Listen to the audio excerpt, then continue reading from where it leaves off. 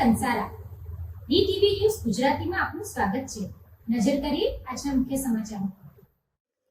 ભરૂચના હાંસોટ તાલુકાના ઇલાવ ગામે આદર્શ કેળવણી મંડળ સંચાલિત આર.કે. વકીલ હાઈસ્કૂલમાં વિદ્યાર્થીઓ માટે વિનામૂલ્યે સ્કૂલ બસ સેવાનો પ્રારંભ કરવામાં આવ્યો છે। ભરૂચના હાંસોટ તાલુકાના ઇલાવ ગામે આદર્શ કેળવણી મંડળ સંચાલિત આર.કે. વકીલ હાઈસ્કૂલ દ્વારા હાંસોટ તાલુકામાં સૌ પ્રથમ વખત શાળા બસ સેવાનો પ્રારંભ કરવામાં આવ્યો છે। વિદ્યાર્થીઓના હસ્તે પૂજન તેમજ મહાનુભાવોના હસ્તે લીલી ઝંડી બતાવી પ્રસ્થાન કરાવવામાં આવ્યું હતું।